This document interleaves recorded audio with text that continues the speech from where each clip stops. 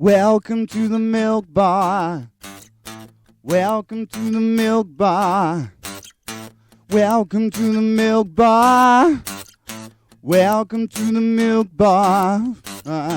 Welcome to the milk bar. Welcome along to episode 552 of the Milk Bar. Jason Forrest here with you as ever. And coming up on the show, we will have a survey from KY Jelly that will prove very interesting. I'm sure you'll find it both educational and educational. Also, we'll be hearing from Quentin Wilson about how you could get an electric car for less than you think as part of the tax changes that come in this April with a salary sacrifice scheme. On top of that, we'll be finding out about a show coming up at the Lichfield Garrick when Nathaniel Hall tells us about First Time, and we've also got some brand new music to feature as well. That's all on the way, but first of all, with the release of Method of Murder to coincide with From Vegas to Villainy, we have on the line now author and presenter Jacky. Hello. Hello. How are we doing? I'm doing really good, very excited. Good stuff. So explain all that is going on, because there's a big Amazon Prime thing at the moment, isn't there, in your world? There is, yes. I've got a documentary airing tomorrow on Amazon Prime called Method of Murder. And I'm a author of crime fiction. And it's a documentary that follows me as I research murder, so how to kill someone and get rid of a body, in Las Vegas. Well, I mean, it's one of those places where there's an awful lot going on in Vegas, so you can kind of imagine that it's going to be the sort of place where you can expect the unexpected.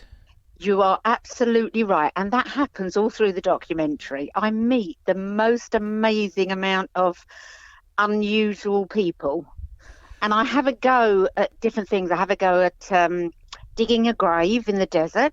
Right. Now, is that usually when it's sand rather than soil, I suppose? Okay. I wanted to see how long it would take for a woman, to try and dig a grave and get rid of a body. Mm-hmm. I shoot a gun.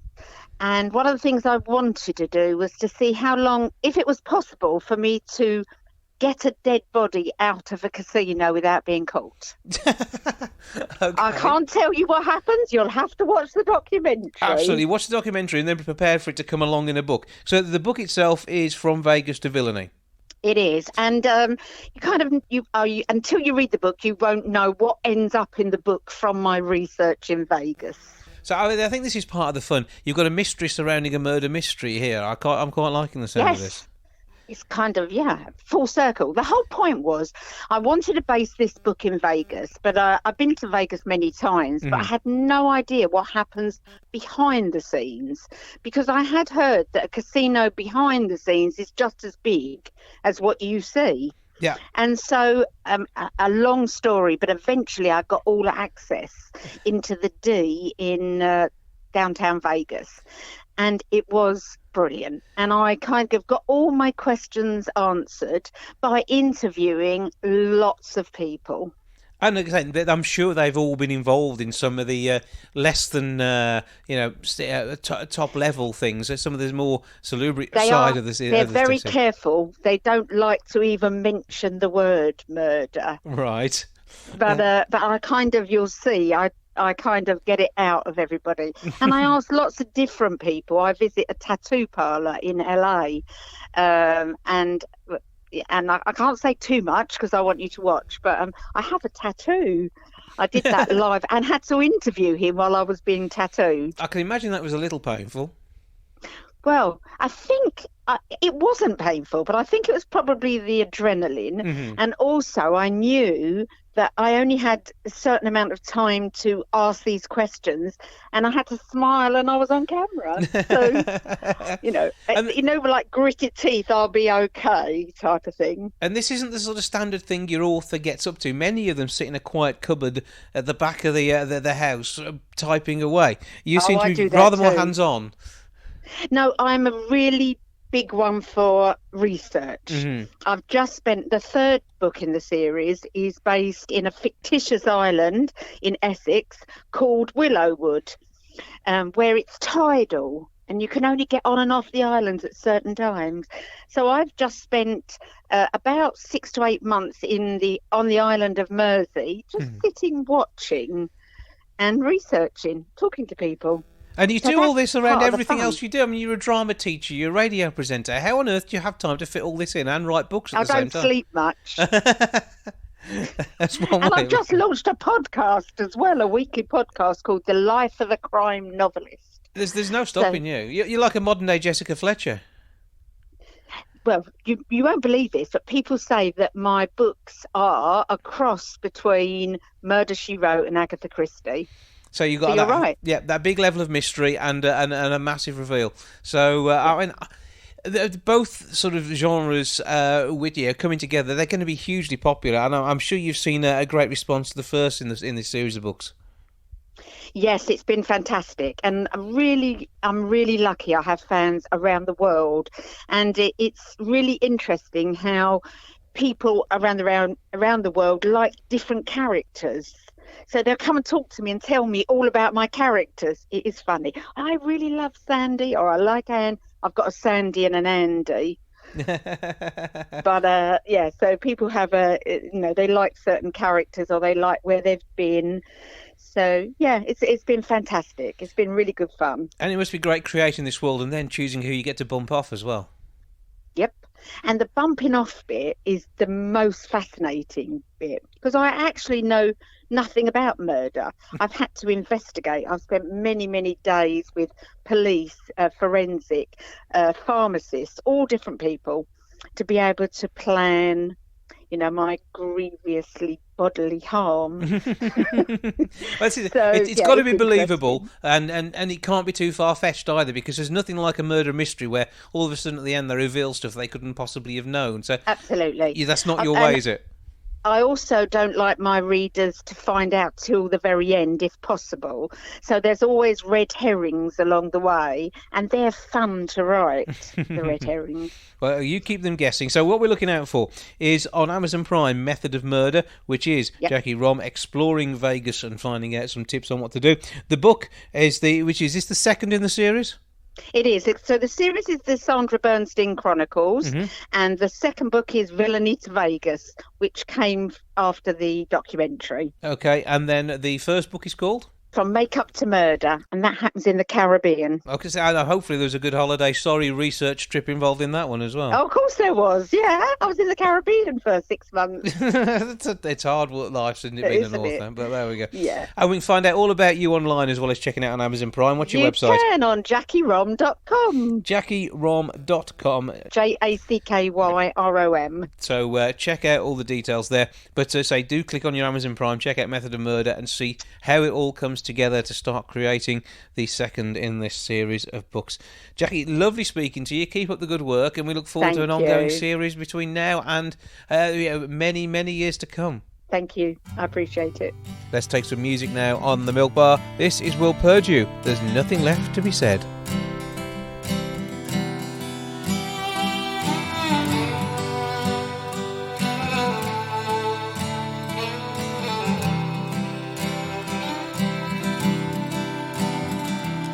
Nothing left to be said.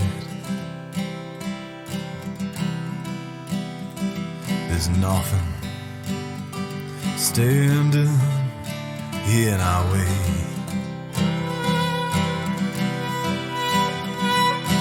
You're still holding on to something that's gone.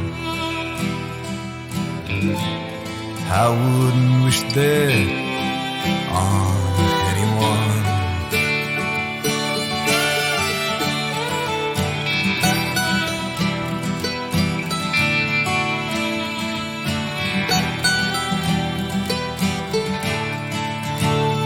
I've skipped my past, but you still find tracks. I'm not ever going back to bed.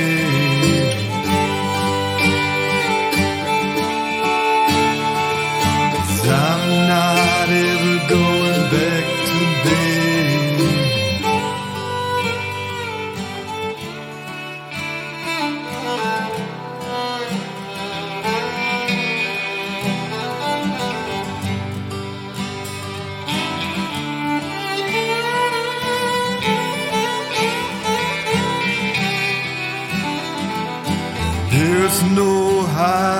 affair was gone, won't come back. I loosened my grip to an open hand.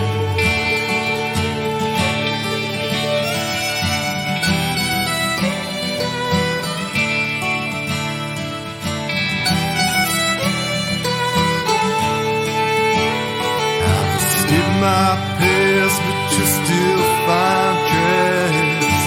I'm not ever going back to bed.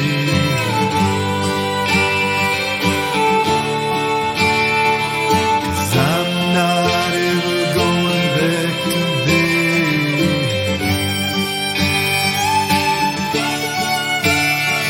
'Cause I'm not ever going back to bed.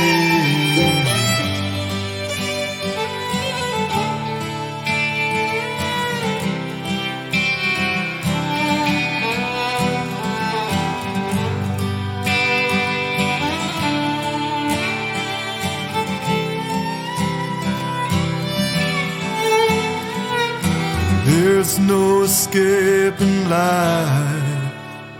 It'll kill you when it's right.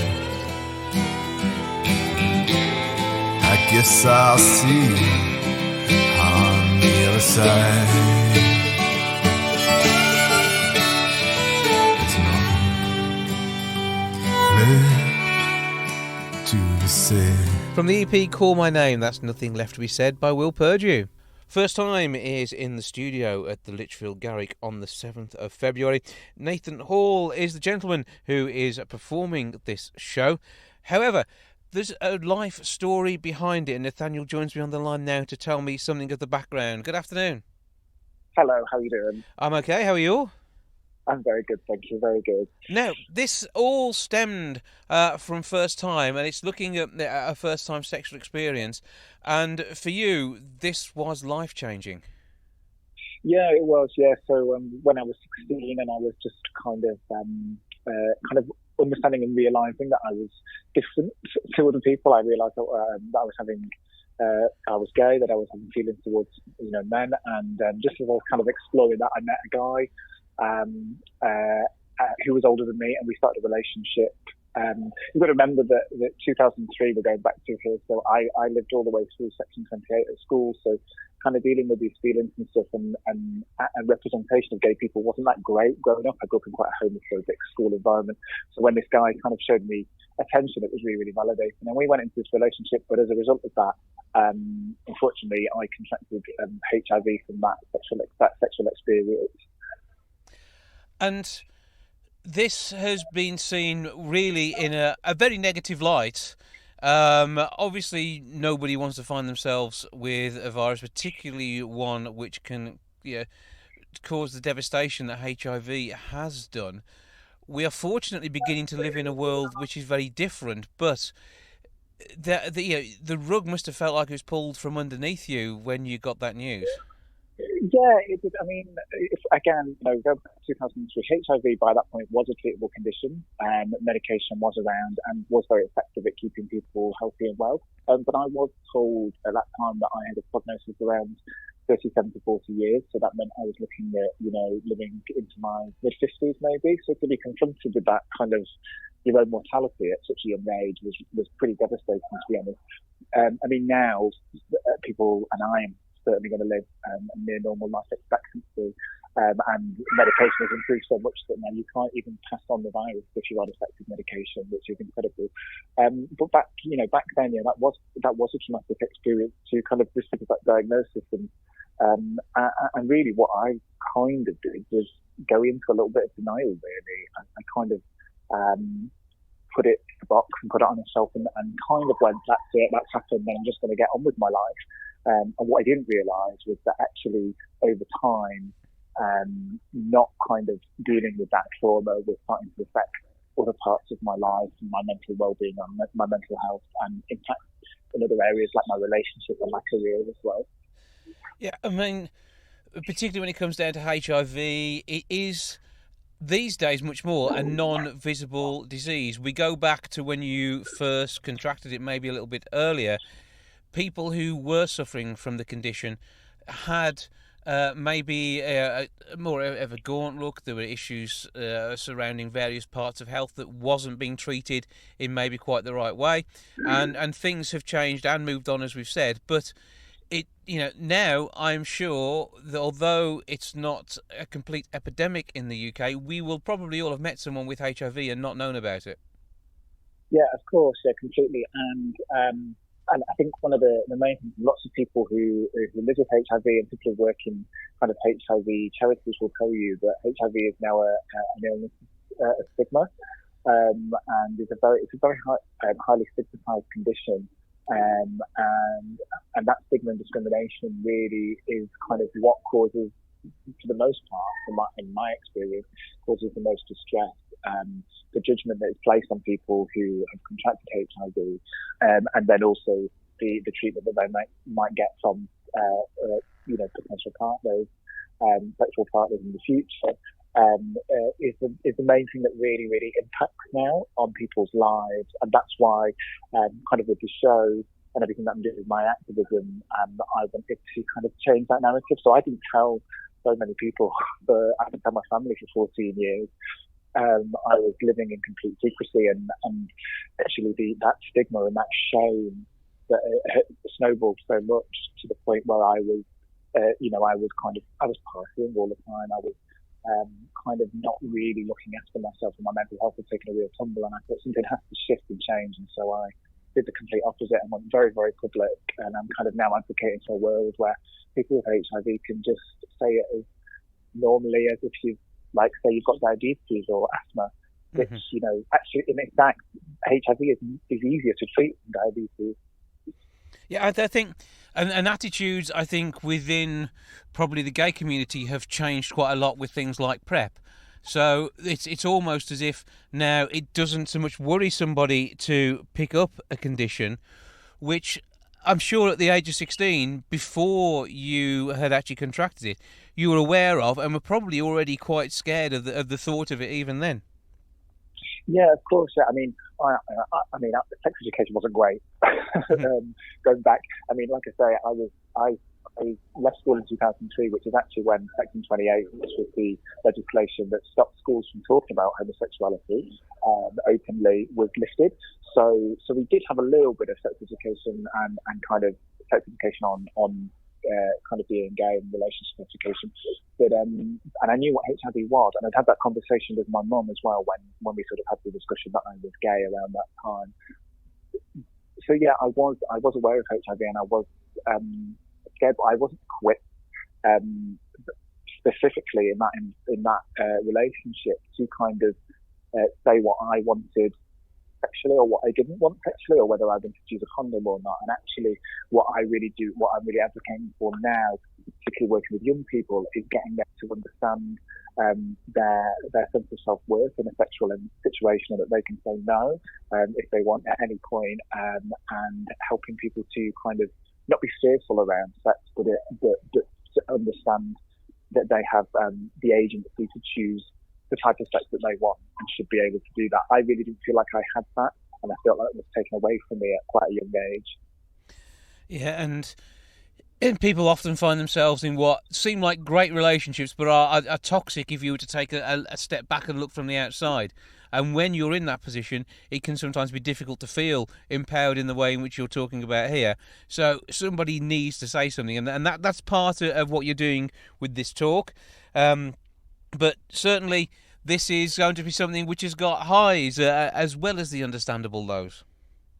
Yeah, of course, yeah. And the show itself, for time, lots of people have, it gets described as hilarious and heartbreaking in equal measure, and someone else described it as an emotional roller coaster, and my favourite was an emotional tumble dryer.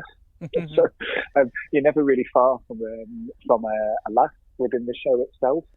That's really important to me in terms of an artist, and to make us, my audience, that we feel safe, that we can have, we can go to some dark places but still kind of have a laugh, because there is humour in the darkest of places. And yeah, people ask me, is everything in the show completely true? And I'm like, 100%, real life is stranger than fiction, definitely. Okay, so we can expect the unexpected, and a story of very much a rite of passage as well, I'm sure, through what you've been through in your time, and particularly as you've grown around this. And to be fair, I mean, you without HIV isn't the you that is now. I mean, you would be probably a less empowered person if it hadn't been for this. Yeah, it's interesting you say that, because my mum, I told my family, like I said, about 2 years ago, and my mum said something similar, and actually, making the show and becoming kind of a HIV activist has really made huge changes in my life, in terms of the relationships that I'm in terms of my career itself. Obviously, I was playing life small beforehand because I was living in quite a lot of shame and secrecy, and now I'm very public about my diagnosis. Lots of positive things have started to happen, and as a result of the show, which has received incredible success and coverage when we took it to the Edinburgh Fringe last year. But as a result of that, I was cast in Russell T Davies's new TV drama, Boys, which I've been filming, which is like just a dream come true. I sort of feel like I have to pinch myself. I feel like I'm leading someone else's life, and it's crazy when I look back and go, for 14 years, I let the shame and the resulting anxiety and PTSD from that diagnosis kind of control my life. But actually, as soon as I reclaim what had happened to me in this way, so many good things have come of it. Well, I mean, have an excellent tour. I'm sure the audience will both appreciate and be entertained by the show at the same time as really getting an understanding into the story behind and the life that's followed since, and will go on, as we say, for many, many years to come, undaunted by the condition that you have. It is on Friday the 7th of February. It is at the Lichfield Garrick, lichfieldgarrick.com to get your tickets, or you can call the box office on 01543 412 121. That's 01543 412 121. This is very much a story of your life, as you say, true life being stranger than fiction, but I'm hoping a story that you're proud to tell now. Oh, yeah, definitely. And, one of the things, although it is, specifically my story, a gay man's story, and, my experience of contracting HIV, what people tell us when they see the show is how it hits them on a personal level. It's got universal themes about coming of age, first love, betrayal, all the kind of things that connect with people's lives. And so, I'm really pleased to be bringing it to the Garrick in Lichfield, and I hope to see lots of people there. Well, Nathaniel Hall, thank you for joining us. Thank you so much. This March sees the release of the next single from Deviant Robots. It's called Rock, Paper, Scissors. Here's a bit of a preview for you. Rock, paper, or scissors. No one's untouchable.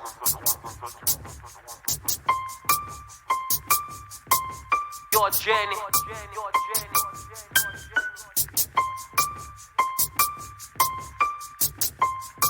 No one's untouchable. Rock, paper, or scissors. No one's untouchable. Do I let them know how I was so confused as I grew up?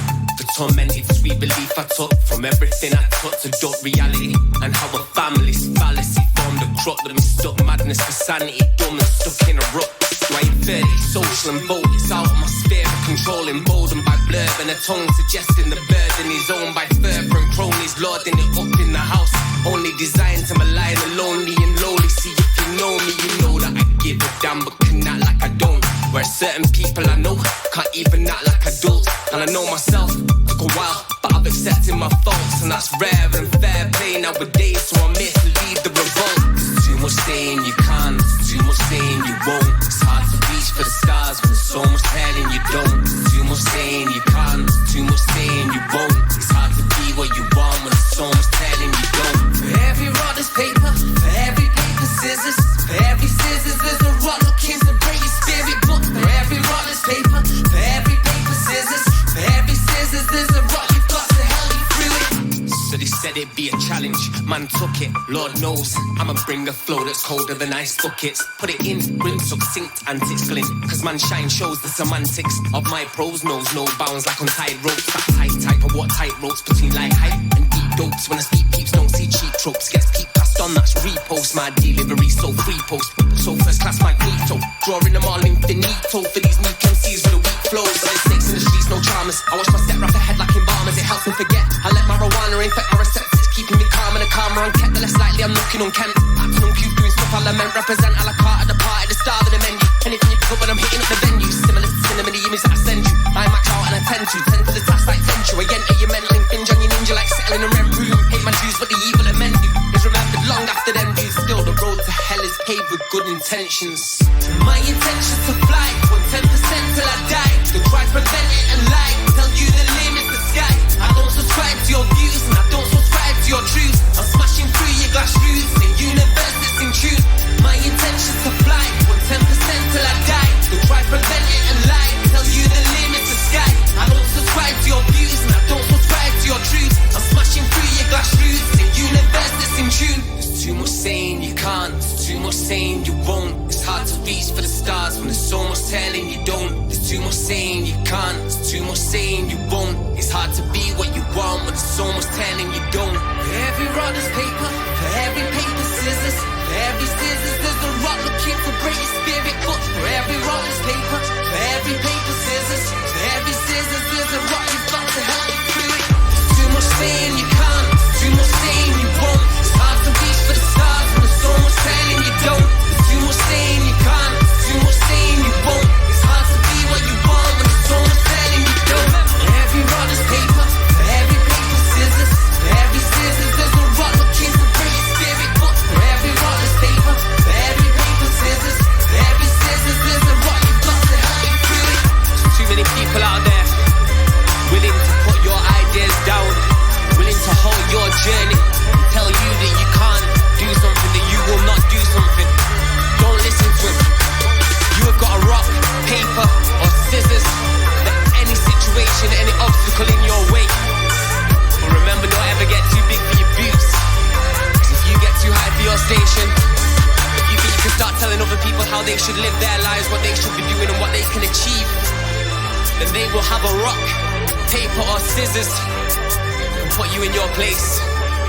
No one's untouchable. That's rock, paper, scissors from the Deviant Robots. Fewer than 1 in 10 British motorists are aware of the financial incentives available for them to go electric. To tell us more, I'm joined now by Paul Gilshan, CEO of Tusker, and Quentin Wilson. Good afternoon to you both. Hello. Hi. Now, aside of everything else, in the past, electric cars haven't seemed to be that cool or that pretty. Many of them seeming to look like a milk float, but that's all changed, hasn't it, Quentin?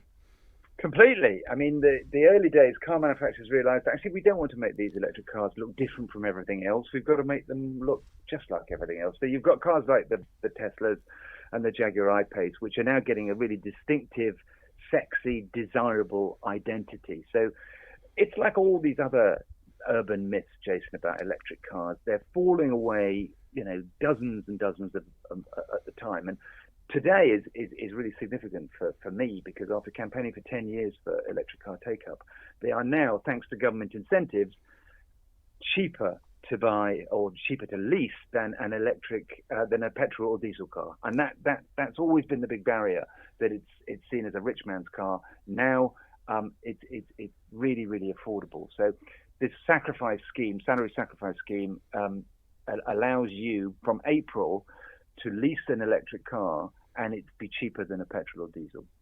So there's a real massive incentive there. And these cars have been rethought very often from the ground up, to the way in which the dashboard controls work. You look at something like the Tesla, it's like a spaceship in there, because they've had to think about how to use the energy, whereas in the past, it didn't matter. The petrol engine was churning it out. Yeah, I mean, people say, all that tech, I'm not sure. It is so instinctive. I mean, the Tesla is a case in point that you sit and it's just an iPad. And I think on the Model 3, there is one movable button on the dashboard. That's it. It's a little kind of mouse thing. But within 5 minutes, you work it all out, because it just makes complete sense. And you've even got the key in your pocket. It's a card. You don't ever need to lock the car, because it locks it automatically for you and opens it. And all this sort of stuff, which you go, wow, my life is so much simpler because of all this. Now, Paul, when it comes to actually getting your hands on one of these things, you've done a survey that shows that more than 30% of drivers feel an electric vehicle is the only used for people to do a few miles. So there's a few perceptions that need to change there based on the survey that you've just done. Yeah, when we both work in the car industry, and we're constantly having to bust these myths about electric cars, whether it's from range to how cool they look and to how secure they are. And all our drivers, we all know that they never run out of electric, and they love the car they're in, and they will not switch back. What the research showed was a couple of things. One, that they thought that the range anxiety was still there, and we get that. And the other thing was that they believed that currently electrics are for only the rich. That anybody in the UK, they're being priced out of this market. And what we love about our product is it gives anybody in the UK that works for a company the chance to take an electric the cheapest way without a deposit. So our product comes with insurance included, breakdown cover, MOT, replacement tyres, replacement windscreen, all without having to pay a deposit. And the insurance is the big thing, because electric premiums through retail insurance brokers are quite expensive, but we cover that cost as well. So I'd urge our listeners to, they might already have a scheme through us already. We've got a few NHS, and South Staffordshire Water also have a scheme with us. But if they don't have it, just talk to their employer and say, I'm really interested in getting an electric car, because the employer can then reduce the CO2 emissions for every car in the car park. And I know that everybody in the UK, and there's lots of towns and councils, are really trying to drive down emissions in order to help the government incentives to reduce emissions. What I'm glad to see is that the government are really supporting this product and making it easier for anyone in the UK to drive an electric car. And Paul's right, it is absolutely anybody, because even if you're a 20% taxpayer, you can have something like an electric Mini sitting in your drive for £234 a month. And as Paul said, that includes insurance, maintenance, all those other bills that you would normally have to pay. And don't forget, you won't be paying any petrol. So it's got to the stage where it's kind of a no-brainer. You've got to do this. It does seem to help. And obviously, I think a lot of people's concern when it's an early take-up on something like this is, how good's the battery going to be? What am I going to end up having to fork out if I'm buying this thing outright? And what will its resale value be? When you're leasing, you know what you're going to spend. You don't have to worry about any of that, because it is leased, so you can just hand it back. You can buy the car at the end of the lease period if you want, or you just hand it back and then grade up to another one, which will be even newer tech. So again, all those kind of doubts and uncertainties, should I, shouldn't I, are wiped away. You don't have to actually own that car. You just pay, like your phone, a monthly payment, and then you just plug it in. So this is a kind of a real game-changing moment. It's the Netflix for cars. I love the savings that you get and that we offer to our drivers. But actually, the biggest thing on why they love taking cars is that everything is included. And you wonder why. When people have to go to garages, sort out their own MOT, when they worry when they get a puncture because the wheel's going to cost them £200, all of that is included. That peace of mind is a massive thing. And windscreens, everything. I know, chip windscreen. Yeah. On our new cars, chip windscreens is one of the biggest things that happens, because a stone might chip on the motorway, and if you replace that as part of the bill, or punctures are another big one. They're quite heavy cars now. So yeah, all of it included really helps people have peace of mind, knowing exactly how much is coming out of their salary each month, and not having to worry. But also driving down emissions, so that kind of double whammy of I save money, but I also reduce emissions. And Quentin, when it comes to setting this sort of stuff up at home, obviously an outdoor socket is going to be blooming useful at this point, isn't it? It is. You can't put it in. Well, you can charge it in your old 3-pin 13 amp MK. It takes a long time, but look, you get incentives for your wall box as well. The government will pay 75% of the cost of putting in a wall box in your house, and that it's really easy, and that's up to about 500 quid. So you might have to pay £200 for this wall box, and then you charge that. It's a 7 kilowatt. It'll charge it. My Nissan Leaf, I'm back to 100% in about 4 hours.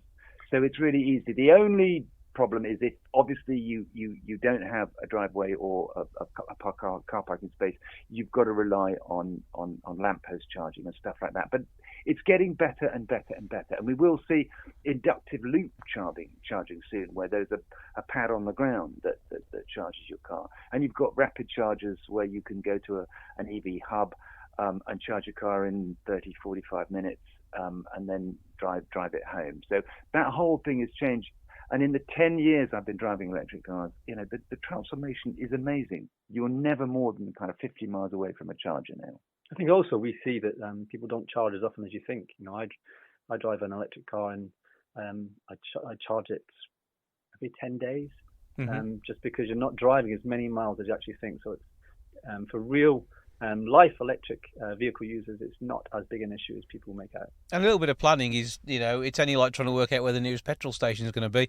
And people will drive miles to get the cheapest petrol, probably outdoing the way the savings they've made. There's always an app for that. There is. Yeah. And Jason, the liberation of not having to drive miles for the cheapest petrol and not having to go to a petrol station at all is incredible. I mean, you've just got to have it. You just laugh at petrol stations. You drive past with these people queuing up and trying to save a penny. And you will save on an electric car about £2,000 to £3,000 a year in fuel. And I spoke to somebody earlier on today who was paying £234 at least in fuel every month. And that's the price of getting a brand new Mini on Tuska's lease deal. So it's just a no-brainer now. You can't afford not to look at this seriously. Well, I am convinced that this is the way forward. I want my next car to be electric. I'm kind of running this one into the ground at the moment until such time as we get there. But by the sound of things, there's some really easy ways of making sure that it's something that is affordable, both for us and most importantly for the planet as well. So, Paul, where can we go to find out more? Well, I reckon WCRFM need to get a scheme in place, so we can sort that out after the call. If definitely employees, they should talk to their employers about taking a car scheme on salary sacrifice, because it's only available through employment as a benefit and a trusted benefit. So, we know that our employers love offering cars to their employees, so that it's not just the higher salaries in companies that get a company car. Secondly, do your own research, talk to EV drivers. There's loads of information on our website, tuskacars.com, TUSKER cars.com, where we talk about some of the myths that need busting. We can show you how easy it is to take a car from us, or just educate your employers on how they can take a scheme from us. And I've got a website, Jason, evhub.co.uk, where we've also got a lot of information about charging infrastructure, how to charge, myths, and the general whole electric market. So it's out there. The information's really, really easily available. So your viewers, your listeners should do the research, because it's out there. Well, Quentin Wilson and Paul Gilsham, CEO of Tuska, thank you both for joining us. Thanks very much. Pleasure. Bye. On the 31st of January, we see the release of the new single from Danish Music Award nominee Ida Winnow. It's got a little dash to the O, so I'm probably mispronouncing that really badly. Not as badly as I'm going to pronounce the name of the single, which is Varmeland.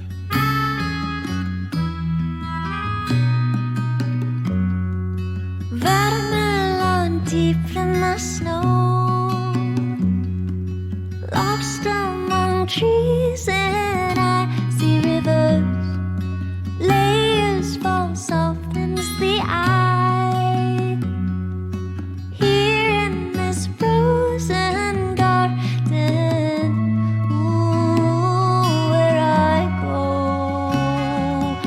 ooh, my shadow knows.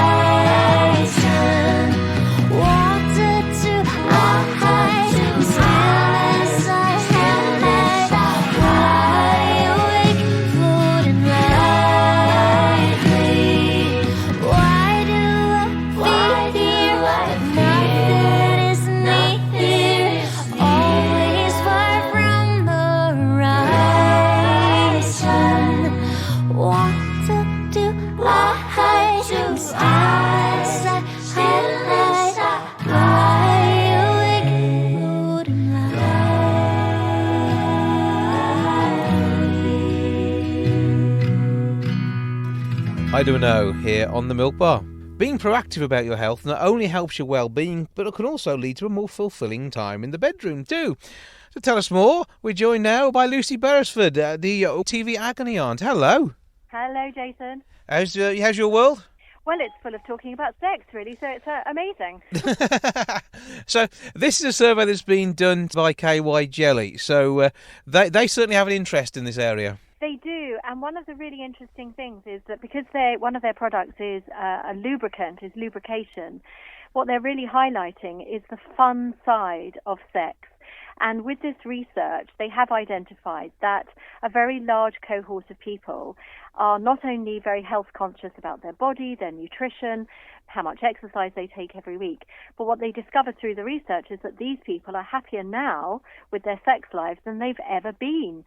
And I think that's extremely important to recognize, is that if you put this amazing energy out there to love your life and love yourself, you're going to have more energy available to love your partner and be more intimate.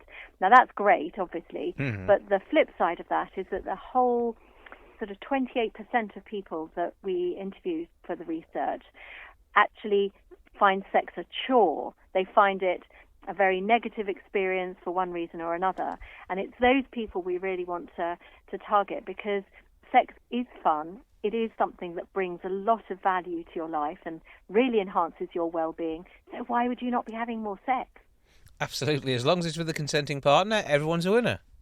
Correct. It's a win-win. But of course, different people bring different issues to the bedroom, and for some people it's around perhaps body confidence and feeling good about themselves, and for other people it might be that they've just been in a relationship for a very long time, or it just could be the pressures of modern life. You know what it's like, you get very stressed, you're scrolling through your phone all the time, maybe you just want to flop out on the sofa and binge watch telly all the time. But what we're here to say is, if you pay attention to your sex life, if you put some really positive energy there, and also a little bit of TLC in the form of maybe some lubrication. KY Jelly makes obviously a very well-known brand of lubrication. You can make your sex very playful, very spontaneous, and make it fun. And when people are engaging in all this sort of stuff, you're burning calories as well. So it is definitely a win-win, isn't it? Well, it's not just that as well. You're absolutely right. There are a few calories that can be burned by bouncing up and down. But at the same time, even having an orgasm releases such good feel-good hormones that your quality of sleep is often improved. I mean, and sometimes you don't even need to have a partner, because obviously from masturbation you can get the same effect. So there are really important physiological benefits to having a healthy sex life, but also psychologically. It just makes you feel connected with your partner, makes you feel desired. There is nothing more exciting than feeling desired by another person. And certainly for men as well, that release can actually help with prostate health too. You're absolutely right. And of course, all the concerns about prostate cancer and whether these sorts of things are diagnosed, if you can maintain good prostate health, and one thing I would say is, in addition to that, always talk to your GP about getting tested. The younger you can initiate some tests, the more likely we are to catch prostate cancer early, and then you've got better chances of recovery. But certainly, as a lot of things adding up to say, it's certainly worthwhile putting the effort in many ways, but equally, it's somebody that you love, somebody who loves you, so don't be having too many hang-ups on body image. Yes. Now, it's all very well for you and me to say don't have any hang-ups.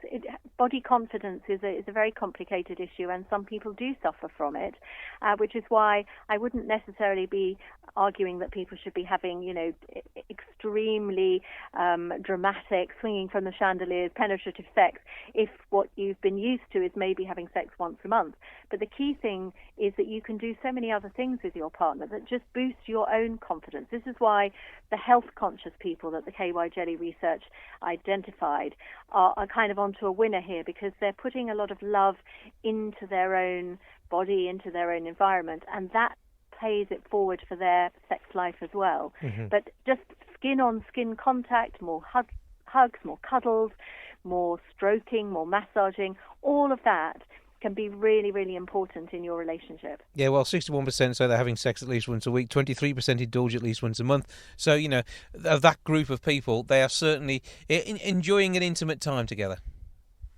They're enjoying an intimate time, and that in itself is enhancing their sense of well-being. Because again, the psychological effect of knowing that someone adores you or that somebody is aroused by you, it's an incredible feeling. But we allow real life to get in the way in a funny way. We're scrolling through our phones. We've got all of these work commitments that we're juggling with our family, and sex can often slide down the to-do list. In fact, it can become a chore. People think, oh, I've got to have it, or, you know, my partner's always on at me. So obviously talking to each other is really important, because you need to know that you're on the same page with this. It may be that your partner is absolutely fine with you only having sex once every 3 months, but if you're really keen to have it once or twice a week, you need to put your libido first. You need to take it seriously, because if you don't, no one else will. So where can we go for more information on all of this? Because I'm sure the rest of the KY Jelly's findings are going to be interesting. Absolutely. There's so much more to read about. KY Jelly UK has got not only an Instagram account but also a Facebook page, and there you can find out the information about the research that they conducted, but also just information about how to keep your relationship on track. So, have time for each other and make sure that everything is well lubricated would be a good start. Absolutely. Lubrication in all things. Okay, I'm convinced. Lucy Beresford, TV's Agony Aunt, thank you for joining us. Thanks, Jason. Time for one final song now here on the Milk Bar. The Moods have delivered a stunning acoustic version of their single Strong. It's out now on A1M Records, and this is what it sounds like.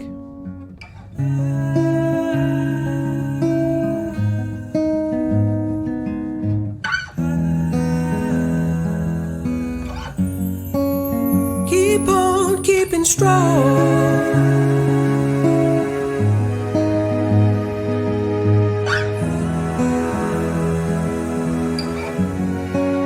Keep on keeping strong.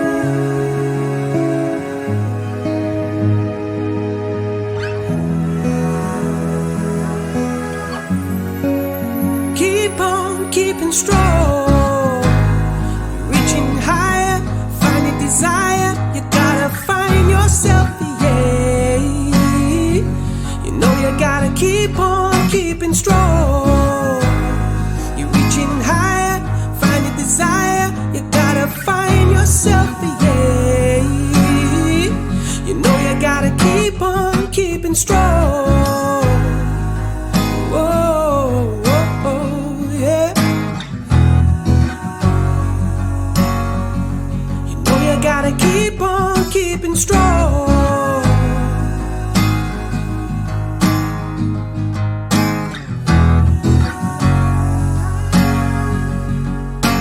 Keep on keeping strong. Philosophy upon a CD can say we describe. Positivity is what I'm on, this ain't a diss vibe. Forget revenge, mate, I ain't trying to pin stripes. I'm just trying to do me so I keep on keeping strong. Stars cropping up, I just see it as how it is. Choosing to be wound up, come down off your power trip. This is a bad minute, but it's still your hour, kid. Look, I'ma find a power runner. Keep on keeping strong. Cause when the chips are down, I gotta go with them dealings, but I ain't letting them feelings get in the way of proceedings, and I ain't leaving them demons to get away with the scheming. Look, I'ma stand up and keep on keeping strong. I stand for what I believe in, and you won't sit me down. Like X said, you can come and fit the crown. I'm on my feet and I'm moving along, and I do believe that I found a place I belong. Keep on, keep on.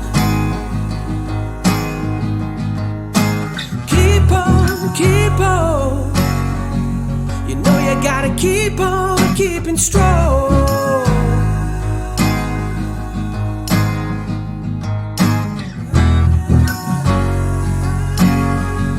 You know you gotta keep on keeping strong.